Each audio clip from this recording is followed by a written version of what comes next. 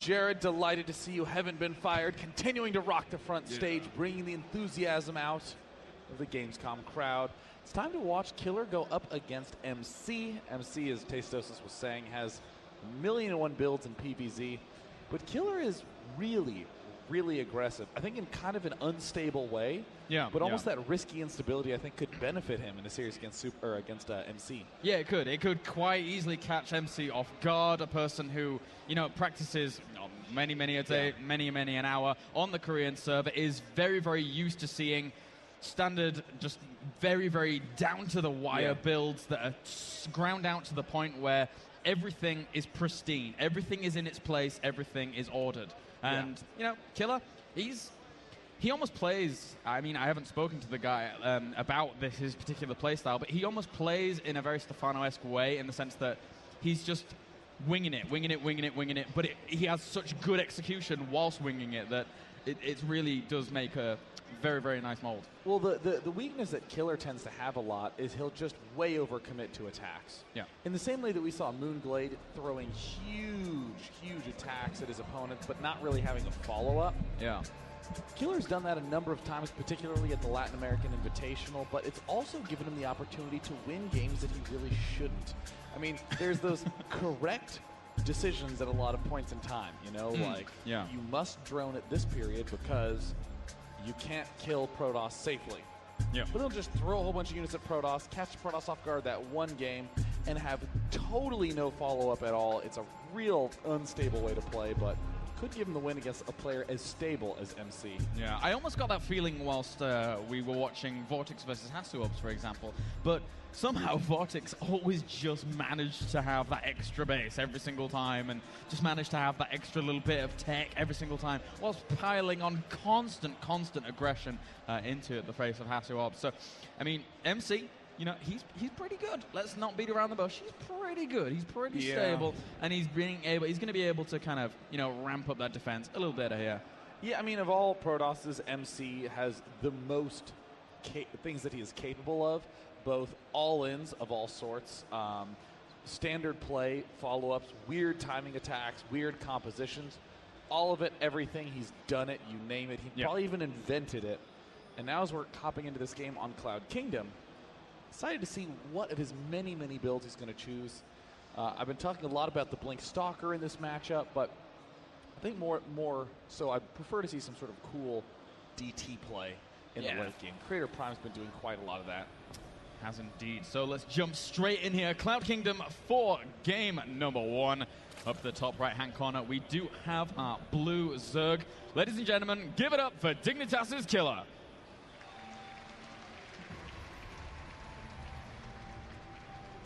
And down to the bottom left-hand corner, you might be familiar with him.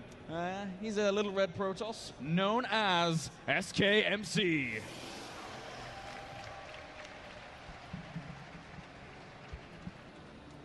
MC doing the usual standard thing, sending out a probe after having built that first pylon. KiLLeR does do the kind of standard 3 the standard 3 hatchery opening. Not really going to be too much of a surprise here, but the big thing that I'm curious about is if he's going to be doing the kind of delayed gas style that we're seeing a lot of players do, where they end up getting 3 gas geysers, kind of going for a faster layer, a little bit later of a Zergling speed. It's kind of a cool way to end up with some of those weird tech things like the ultra-fast Burrow, the ultra-fast Spire or Infestor play. MC does look like he's going for the very fast Nexus. Yeah, indeed, and he's going to, you know, with that scout, confirming the spawning pool timing, a very relatively safe build to go for, but actually, no, just more of an economical forge here, which is another thing that can come out around that 16-17 mark, and it just gives you that extra precaution, and this is maybe a sign here that maybe SKMC is a little bit worried about that potential, you know, flair that KiLLeR brings to the game. Well, it's weird. I mean, MC's always done this.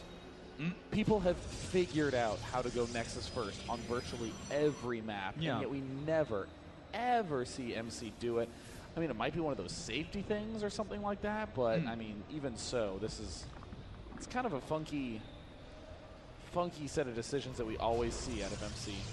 Yeah, but I mean, he is the boss toss. He does make it work, and for now, we will have KiLLeR just droning up pretty heavily here. Just one queen on the way, as that hatchery is going to be finishing up in just a little second. Just a pair of Zerglings as well, to be able to sprinkle across the map, to claim these watchtowers, poking at the front, see what's going on. And for now, MC does have that gateway on the way before cannon predominantly here, just to be able to get that tech going lickety-split. Yeah, MC's not going to do any of the usual one or the two-base cheeses that we see him do. He does a lot of one assimilator plays when we see him pull off that sort of thing. Oh, and he does spot that third there, so the Zergling going to be able to chase him away, but he's not going to be able to kill him. One Zergling never really able to kill a probe as it chases. Really need two Zerglings there. Second Zergling, evidently though, is on the way, and we'll be able to kind of pincer that in place. Oh, we'll see. Cybernetics core, about halfway done. Not a very early nor late. It's kind of like a Goldilocks cybernetics core. It's just right.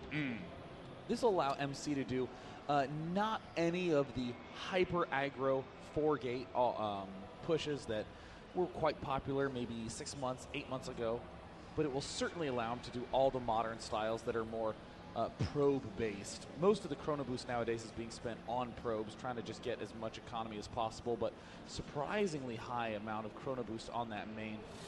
Yeah, and there's one on the expansion Nexus. Yep. And once you see the fact that there is that third hatchery actually going down for your opponent, it's very easy to be able to say, well, you know, I can commit a lot of that Chrono Boost to those two Nexi. Just being able to say, well, there's probably not too much aggression coming on. There is that 5% chance that for whatever reason, somebody just says, well, I'm just going to go mass Zergling, guys, and make a Baneling Nest for some reason. But still, Zergs nowadays, very, very comfortable with their macro game, very comfortable getting up these gas geysers at this point in time, and from there on, just playing that macro from there on. So I'm so saddened to see KiLLeR do the standard timing, 6 minutes again. I really want this triple 630, but I guess I'll have to go watch Dongray Gu. But MC, God bless you, going straight for Stargate. MC is still one of the Protosses who can win really, really high percentage with Stargate openings. Most Protosses steer clear from that just due to the annoyingness of losing when you have no units at the front of your base and a whole bunch of Phoenixes just floating around, unable to lift in time. He will get the Void Ray up. This is such an old school move. This is, I think, the first Void Ray against the Zerg we've seen like this at this entire tournament. And, I mean, anybody who... The only people that really do bring out the Void Ray nowadays in Protoss versus Zerg is... One of them is MC, and somehow where he's able to... well, other Protoss fail, he is able to make it work. So, MC is going to be looking to wiggle around here. He's going to get confirmation via killing this Overlord in just a little bit. KiLLeR is going to get that confirmation. And with the Roach Warren on the way, he's just trying to bolster himself against those normal timings. But actually, that Roach Warren is a little bit later than usual. Yeah, this is quite an early layer from KiLLeR. It's almost done. And now that he has seen Void Ray, what will his answer be? It looks like we see one Spore Crawler going up to the third. We'll likely see maybe one at the natural expansion, but KiLLeR with all that creep adjoinment. Whoa, I spoke too soon. I glanced at the minimap. I was mistaken. There's no creep adjoinment here. A little bit of a shocker there from KiLLeR that he hasn't managed to squeeze that all together. This could make defending it quite tough, but the normal play that you'll see Zergs do is they'll just mass up a ton of drones and just go crazy with the econ, but we're not seeing that out of KiLLeR yet. Yeah, and for now, it looks like SKMC clearing out the location of his third here. Phoenix poking forwards, but at the same time, this Void Ray looking to rendezvous with them to be able to maximize that damage. They really work well in synergy with one another. You can't just have the Phoenix elsewhere whilst the Void Ray is nowhere to be seen. And we'll be able to pick up one Queen here. Now, none of them have any energy for transfuses at this point, so this is going to be a very, very annoying little situation here for KiLLeR. And actually, with the Spore Crawler lurching its way over, imagine if he'd have connected those two bases with creep. Oh gosh, it would have been such a huge win. The Void Ray getting really low on health. He needs to keep the Void Ray alive. You've got to be so careful that you don't fall into that one control group trap where you're just sending all your air units away. And they're managing to lift on another Queen. Units lost tab looking very much so the way it always looks in this situation. 0 units lost for MC. Yeah, MC playing really, really nicely here. The Spore Crawler just trying to constantly burrow itself. Hey guys, I'm late. Oh, the party's over. As for now, the Spore Crawler, unhappy there. And KiLLeR throwing down that macro hatch. He already has his infestation pit on the way, and Pathogen Gland's going to be going down there for those infestors. But meanwhile, third on the way for MC, and KiLLeR has spotted it. A typical response is for players to say, oh, well, with an air player, I'm just going to do a very calm thing, get up my infestors. There's no way he can deal with me once I can fungal growth his stuff. But in truth, I think that this is going to just allow MC a whole bunch of comfort in advancing forward. And yes, oh, thank God, he's doing my favorite play of his on this map. He's going straight for the armor, the +2. He's going to get the Twilight Council and then just begin flooding with Blink Stalkers.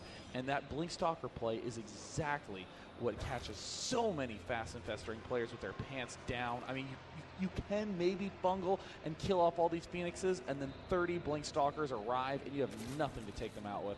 Yeah, and KiLLeR from here is actually going for that Spire, as well as throwing down an extra base at that 4th location. Now, the Spire tech is... This is exactly the same way we saw Elfie play against his Zerg opponent, but the problem is that neither play... Well, I mean, we do have the Robobait on the way now. That Void Ray ends up dying there as well. But actually, no, this is different from what we saw from Elfie, because obviously he never went for the Colossus. So KiLLeR making the right read, getting that Spire up here to be able to deal with that eventual tech that will come here from MC. But he's still really being able to supply himself with a really, really fantastic economy here. And KiLLeR just kind of level pegging right now. Yeah, I mean, KiLLeR's doing the essential late game play. He's saying, well, since you can't really attack me because you went all airy, then I'm going to go ahead and just expand, get up all my stuff. And a really lucky scout for KiLLeR walks right by this pack of Zealots, but will he react in time? There, it looks like the Phoenixes from MC are trying to get in position. MC's going to try to do this pressure, but what he's really trying is to bait these infestors, trying to get them out of position, so then he can run up with his small number of Phoenixes and take them down, lift them up one at a time. Now we're seeing continued expanding by KiLLeR. This is kind of an unusual play. And continued expansions by MC here as he tries to get that Nexus down. Zergling does not end up blocking that. Probite end up dying. But now the Zergling going to attack the Nexus for now. And meanwhile, KiLLeR just retreating back to the safety of his 4th. Getting that Hive up here to be able to transition to that very, very scary Broodlord tech that we do see in this matchup. But again, MC still keeping up on that income tab. And he's actually sending up a ton of Zealots up to the top here to be able to really wants the Zealot attack to work properly. I mean, oh, also more gateways going down for MC. Fleet Beacon as well to reinforce with the ever so popular Mothership that every often Elfie will have mind control. Elfie, he's not a big fan of Motherships in the sense that he didn't really keep it too safe against that neural parasite. But, you know, very, very well played by those Zerg buddies anyway. And for now, KiLLeR just poising outside of this 4th. But look at the spread that MC actually has on these units defending that location. If he was actually to try to go for fungal growth, they would be suboptimal in a sense. MC sneaking in with the Zealots, amazingly managed to get by all the defenses, but gosh, KiLLeR sees everything. He's pulling back, taking some damage. Not too tremendous. Zerglings rush up, immediately target fire one of those Zealots. Third base, nearly losing a queen, but KiLLeR again just making huge lines of spines everywhere, continuing to reach forward with this hand of creep. Yeah, he's got some really good creep spread going on, and especially down to that 4th location, where that's really where he wants to be pressuring. So every little advantage that KiLLeR can gain, he's trying to take it.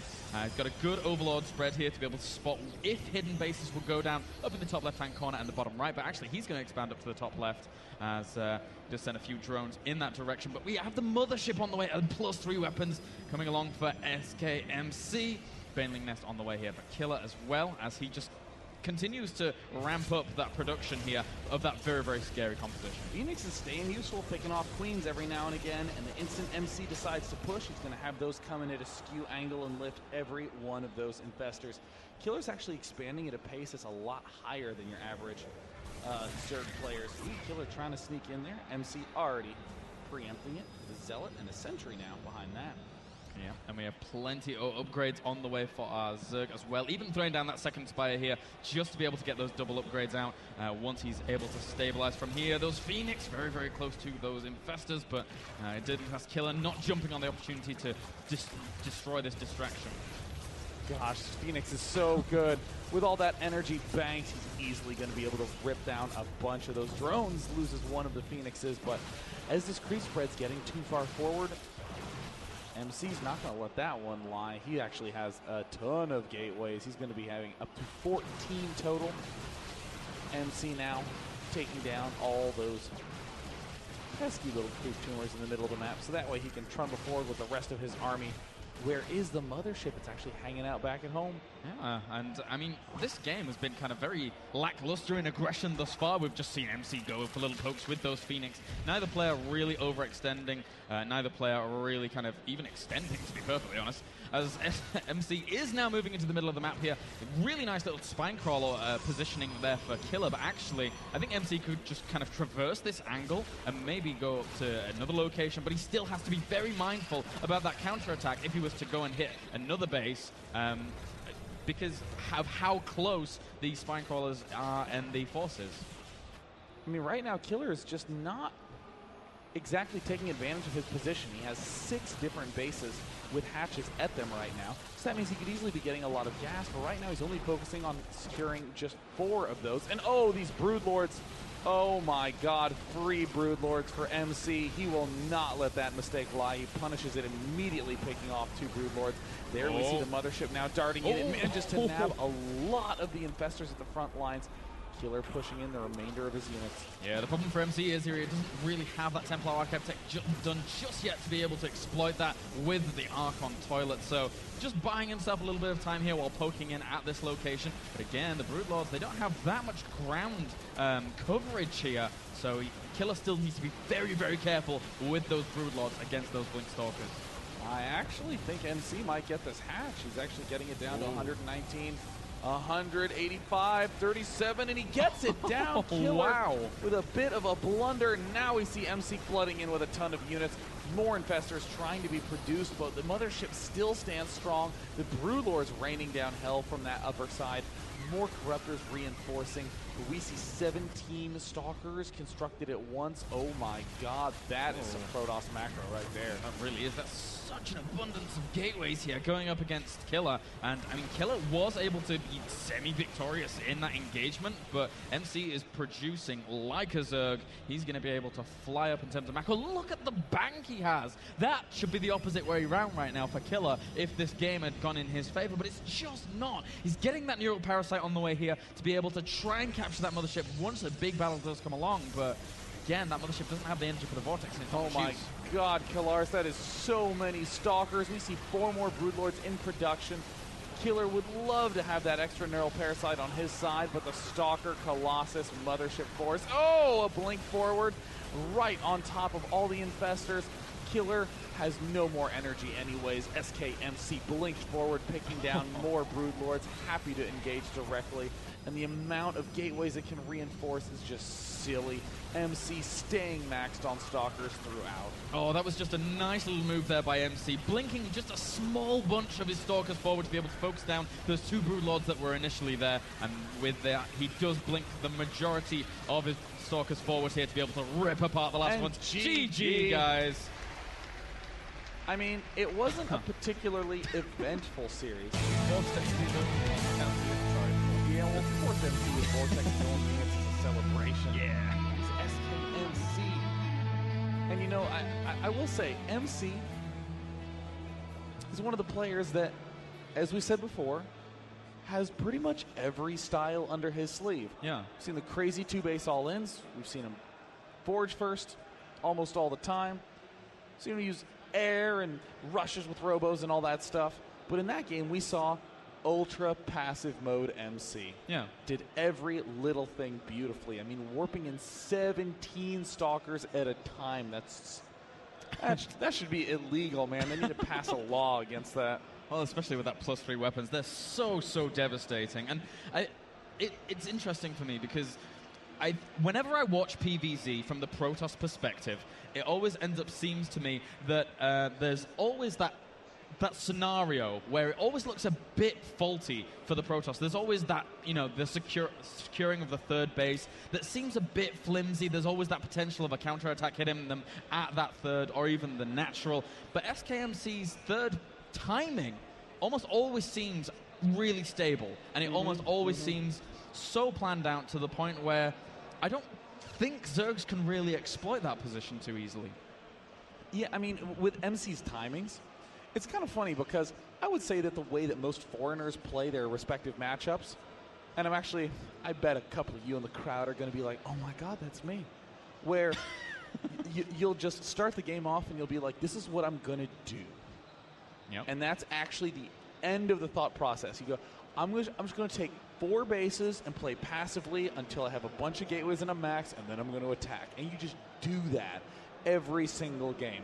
Or maybe you want to change your style and you say, you know what, I'm just going to go for this 3-base timing push every single game. And that's the sort of way to get into a rut fast, where sometimes you're winning, sometimes you're losing. And the correct answer is to do these wide deviations, but that's what we're seeing out of MC. Really cool to see, despite all his aggression, super passive play in that last game. And I like the idea of, I mean, because I play random, it's very, very important, like, to play Protoss and Terran in a similar way to how, you know, very prolific Zergs do. Very, very reactionary. What am I going to see? And you really build a state of mind that puts you in, you actually enjoy the game a lot more by playing reactionarily. It's so much fun to just dive into ladder and just play. You know, I'll just do whatever this game, depending on what I scout, and it can be a real, real treat. Spawning down in the bottom left, showing us